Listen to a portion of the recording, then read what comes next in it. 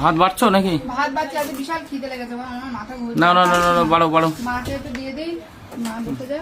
দিয়ে দাও, মারে আগে দিয়ে দাও। ও মা, মাছ ভাজা না না, মা আগেই বলছে না না। সে কি মাছ ভাজা না খেলে হয়? মা কাটা না, মা খেতে পারে। সব মাছেই তো কাটা, আজকে কাটাওয়ালা মাছ। সত্যি আজকে তুমি যে কি করেছো, মানে মাছ মানে অ্যাকচুয়ালি ভালো খেতে। পুঁই শাক নাও। দিয়ে দাও। তো আজকে তো সবই কাটাওয়ালা মাছ নিয়ে এসছো, হুম, দারুণ ভালো লাগে খেতে। ইলিশ মাছটাও, ইলিশ মাছ হচ্ছে বাঙালির প্রিয় মাছ, এ নিয়ে তো কোনো কথা হবে না।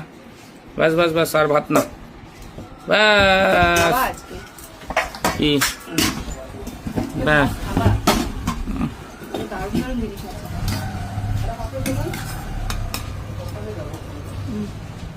ইলিশ মাছ ইলিশ মাছ ভাজা, আর তেল, লঙ্কা কই? লঙ্কা দিয়ে সব আছে। লঙ্কা আবার আলাদা? বাবা, কাঁচা লঙ্কা? বলো তো দুটো লঙ্কা। হ্যাঁ, ও তো খেয়েই নেবো।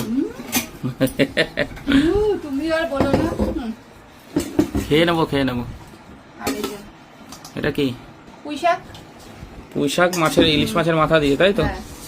বাহ। তারপরে সেই চেলা চেলা, চেলা। বিগ সাইজের চেলা। আজকে চেলা মাছ এনেছি 2 কিলো 200 গ্রাম ওয়েটের, তার থেকে কাটিয়ে এনেছি। চেলা মাছটা দেখে আমার মনটা খুশি না না, চেলা মাছটা খেতেও ভালো, চেলা মাছ খেতে ভালো হয়। এক পিস এক পিস এক পিস, কেন না এক পিস। না, আরে না, অত কাটা খাওয়া যাবে না। 2 পিস খেতেই হবে। হুম। আর তারপরে দেখো সর্ষে দিয়ে আর পোস্ত দিয়ে আর বেগুন দিয়ে, সর্ষে পোস্ত দিয়ে অনেকেই হয়তো আর এটা বেগুন দিয়ে ইলিশ মাছ। শুধু সর্ষে পোস্ত দিয়ে খায়, কিন্তু এর মধ্যে একটু বেগুন দিলে যা ভালো লাগে না খেতে, তো তাই না?